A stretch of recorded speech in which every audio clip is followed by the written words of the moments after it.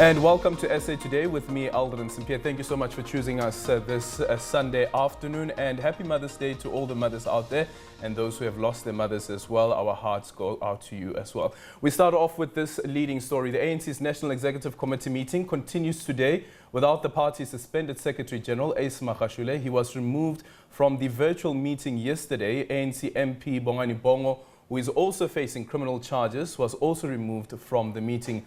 Magashule, who is appealing against his suspension, told the SABC on Friday that he remained in his position and would attend the meeting despite his suspension. The NEC meeting is expected to discuss Magashule's letter suspending ANC President Cyril Ramaphosa, which the party has declared null and void. Well, a tense ANC meeting that continues today, with the main focus, of course, being the step-aside resolution. As we also continue to monitor the developments from the meeting, we are now joined via Zoom by our senior political reporter, Samkele Maseko. Samkele, good afternoon. Welcome to the show. What can you tell us about the meeting this far?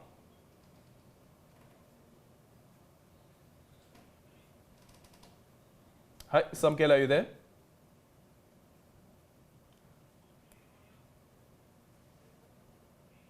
Okay, we seem to have... Okay, Samkele, sorry, just start over again. Unfortunately, we didn't hear the first part of your answer. So I was asking what has transpired so far in that meeting? Essentially, what has transpired with the leaked audio recordings, particularly of one perspective aligned to the Secretary-General of the ANC, Ace Magashule. You've had the likes of former President Mbeki, who's heard in that leaked audio recording questioning and summarizing points that were made by the likes of ANC Women's League President Batabile Dlamini, questioning if and saying that the ANC is on the verge of collapse due to step-aside resolution and asking for it to be deferred through on its implementation to the 55th National Conference for clarity. Former President Mbeki was also quoting ANC NEC member Tony Yenge, and he was also questioned on why the NEC is pushing to implement just this one particular resolution of the 54th National Conference. And then also you've had the chairperson of ANC in Limpopo, Stanley Mathabata, also saying that the amount of hatred amongst ANC leaders today is palpable, and that the ANC leaders can no longer even call one another comrades. Essentially, and you've got the ANC NEC member, saying that there are more corrupt people who've done far worse things than the ANC Secretary-General in the NEC.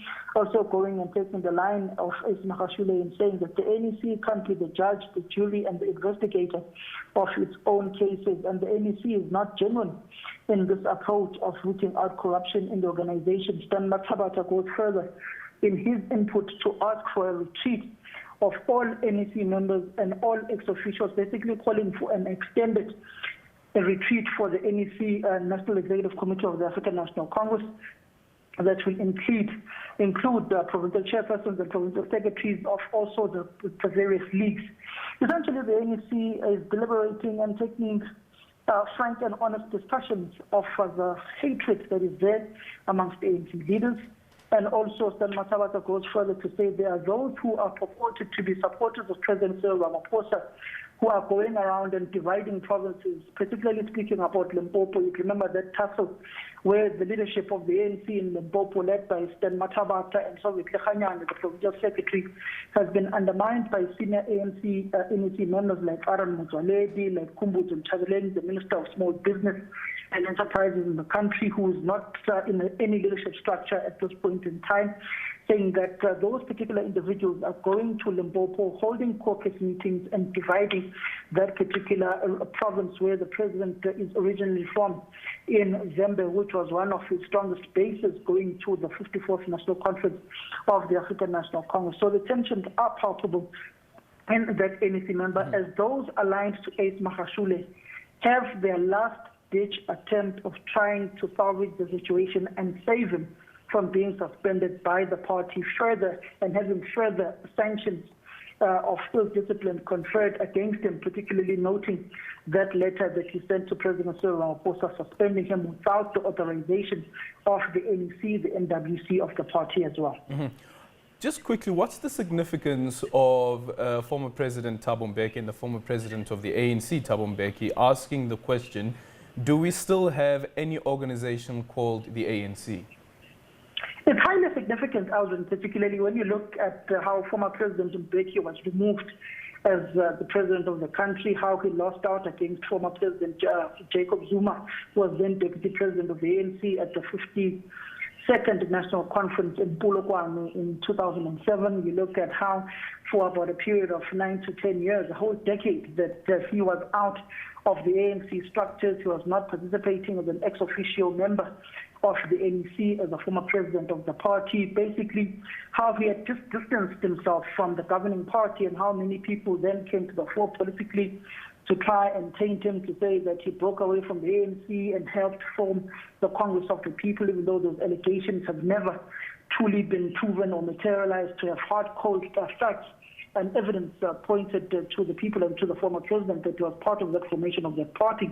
It's highly significant now that he's participating here, because if you remember, going up to the 2019 general election, when Lebogang Maile, the ANC's head of elections in Gauteng, then brought back former President Mbeki into the ANC fold at Nazareth, when he endorsed the ANC and said he can effectively now tell the people of South Africa to go out to the east and vote for the African National Congress, because the ANC had turned a corner and was now self-correcting, as opposed to what was happening in the past 10 years, when the organization, to quote Mbeki, had veered off track, whilst people were saying that all is good, but the organization was not intact. So it essentially tells you that Mbeki, going towards the Nazareth conference of the ANC, you remember, he was part of the ANC veterans that went to that consultative conference at Constitutional Hill, where he addressed them and was having points at the various plenaries on the state of the organization. So he's part of those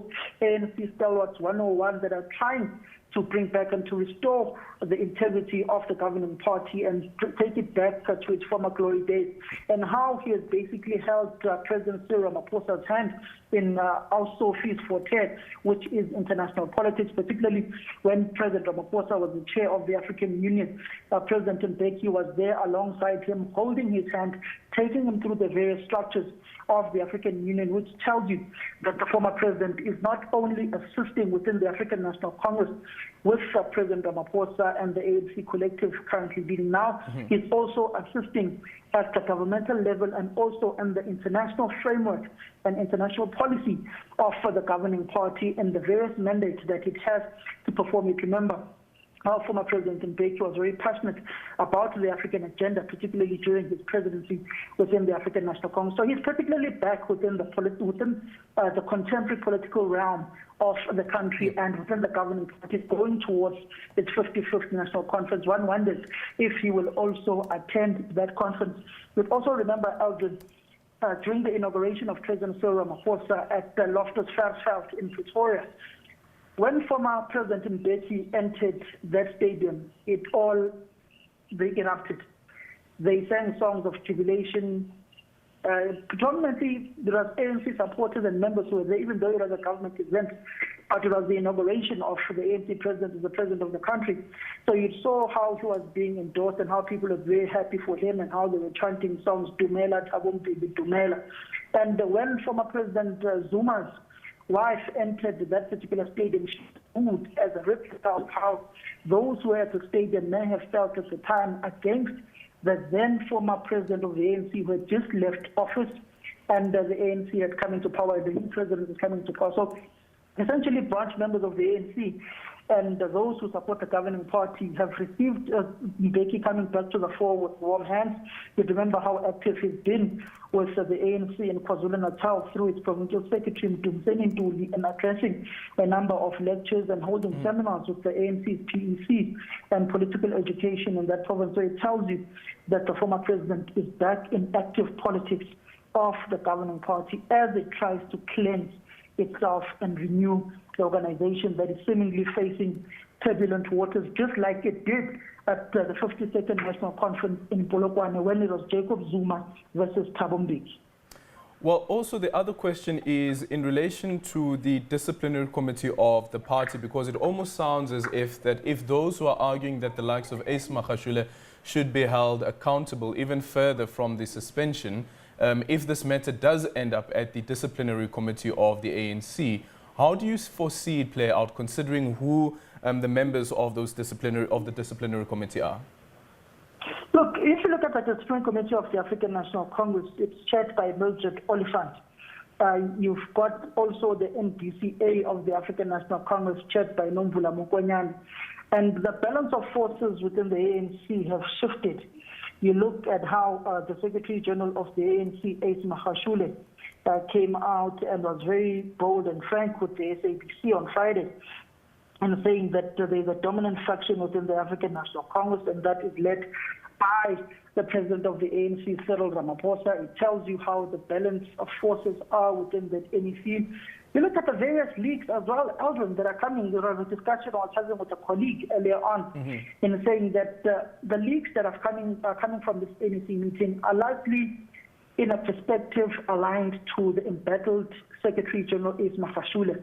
We also look at the interview we had with the Deputy Secretary-General of the ANC about a week ago, Jesse Duarte, who's also confirmed that the leaks are largely from the supporters of the Secretary-General Ace Magashule, who are in some corner trying to come up with a fight back campaign and also trying to control the public narrative within the NEC that shows that those who are aligned to the Secretary-General are fighting inside that National Executive Committee of the African National Congress, which is very, very tense. Judging from the comments of Chupu Mathabata, if you know the historical context of Chupu and President Cyril Ramaphosa, Chupu was one of those who ditched former President Jacob Zuma and even snubbed him at times when he came to the province to address ANC rallies, to do government things, and would deploy Denim Caesar from the ANC perspective to go to ANC rallies, or he'd arrive late, or in government events he'd deploy some of the MECs to go to his events. And he was one of the forefront campaigners of President Cyril Ramaphosa going towards the 54th National Conference. And for him to openly say to the president that he is one of the best presidents the ANC can find at this point in time and must be supported, but goes further to say that there are those who are going around provinces and dividing them in the name of President Cyril Ramaphosa. And in that instance, he's referring to individuals like the Minister in the Presidency, Acting Minister in the Presidency, and Minister of Small Businesses in the country, Khumbudzo Ntshavheni, Aaron Motsoaledi, those whom many ANC leaders have complained in the province that they want to have a strong grip over the province and are undermining the provincial leadership of Limpopo. You go to when the CR17 statements were leaked and the millions of rands that were allegedly given to Khumbudzo Ntshavheni to assist in the CR17 campaign. And you know the political hierarchy of these things, Aldrin. If there's money to be deployed for assistance for political events when the ANC is going to provincial, regional, or national conference, those who are in political authority and aligned to that perspective, those funds will then be channeled to that provincial command system that will be probably led by the likes of Stan Mathabata and those who are assigned in collecting resources for the campaign. In this instance, you don't find those individuals, and they feel undermined by these individuals who are, some of them in cabinet, who think that they may be closer to the president than the likes of Stanley Mathabaka, the likes of Denim Caesar in Limpopo, who were also part or allegedly part of President Cyril Ramaphosa's campaign when he wanted to ascend to the throne of ANC president. So it essentially tells you that the backgrounds are effectively drawn, and it also tells you of the breakdown in relations between the provincial treasurer of Limpopo, Denim Caesar, looking at his close proximity to Chupu Mathabata, whom they come from the same region in Sekhukhune in Limpopo and from the same branch, echoing those frustrations, and also going further to say that the new ANC membership system and verification system may also be manipulated in the province by those who want to ascend and become leaders of the ANC in that province. Just quickly again on the National Disciplinary Committee, we see that the Mail and Guardian is reporting that in a letter to the National Disciplinary Committee Chair, Mildred Oliphant, Magashule raised concerns over the committee's slow pace in addressing his appeal. Now, just suppose this to Bongani Bongo, Advocate Bongani Bongo, also serves on the National Disciplinary Committee of the ANC, and what Ace Magashule told you on Friday was that Bongani Bongo had already appealed his suspension. How should we understand what's currently playing out? What's currently playing out of the ANC is essentially fractional battles of the party. And there are those who feel as if the National Disciplinary Committee is dragging its feet in addressing the issues of factionalism within the party. And there are those who feel as if the ANC is not taking the issues seriously, particularly Bongani Bongo and Ace Magashule. Look at that interview where Magashule says the step-aside resolution is essentially designed to get rid of him and Bongani Bongo from the National Executive Committee of the ANC. It also brings about the question, when Maria Fransman, the then provincial chairperson of the ANC in the Western Cape, when he had his cases of alleged rapes that he was facing and when he was subsequently suspended as an ANC member for 5 years, how fast was that process of the National Disciplinary Committee in hearing his case, ventilating his case, and imposing a sanction? You look at how long the case to fire Julius Malema and expel him from the ANC, particularly from the National Disciplinary Committee, then chaired by Derek Honeycomb, when he was going to those various sittings of that committee, which ultimately gave him a sanction of a 3-year suspension. You look at the further 9 months that it took for him to go to the National Disciplinary Committee of Appeals, which was then chaired by Cyril Ramaphosa, and the tedious process and the longevity of how long it took for the ANC's NDCA to finally come out with a verdict. It took about 8 to 9 months for that to happen. So these issues of disciplinary within the African National Congress do take time, but it also comes at a time when now, for the first time since the dawn of democracy, since the 1991 conference of the ANC at the Durban Wordsville, that a sitting official of the governing party is essentially suspended. Oh, thank you so much. Essentially suspended. So it will take time for the ANC to do this, but they may speed it up, knowing that the organization, in the words of some of its leaders today, is on the verge of collapse. Mm-hmm. And some would even argue and say that perhaps Cyril Ramaphosa or the CR faction, which Ace Magashule spoke about during that interview with you, would probably emerge from this meeting strengthened? Well, it depends, Alvin. Because I know that on Thursday evening in Pretoria, remember Ace Magashule spoke about a car that was following him when they were entering Greystone Drive going towards Sandton.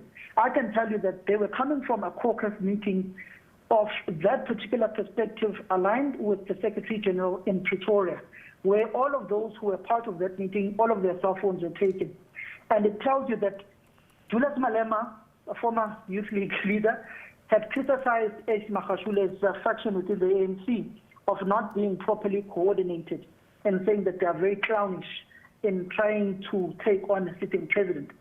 And they have taken those calls and those pronouncements by Julius Malema very serious. When we were speaking to Supra Muhammapilo, the suspended former provincial chairperson of the ANC in the Northwest, he said that Samkele, we are very coordinated. And these turbulences that you are facing now within the African National Congress of suspension has united us and has brought us closer as a core. And we now have a perspective of how we are going to fight going towards the 55th National Conference of the ANC. And that caucus that they had on Thursday evening in Pretoria pretty much sums up what they are gearing for and what they are going to fight for, and also has also aggravated and further fueled this view that a split within the African National Congress is imminent.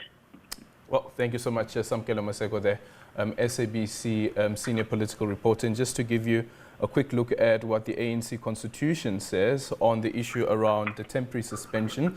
It says where temporary suspension is imposed by the NEC, the NWC, the PEC, the PWC through the office of the Secretary-General and the Provincial Secretary, as the case may be, shall immediately forward a report of such a suspension and the reasons for it to the National Disciplinary Committee and its discretion, and the National Disciplinary Committee, in its discretion at any stage, can set aside such a suspension. So the focus now really shifts away from the step-aside resolution and more around what the National Disciplinary Committee of the ANC would be doing with these appeals that have now been forwarded to it. Let's move over to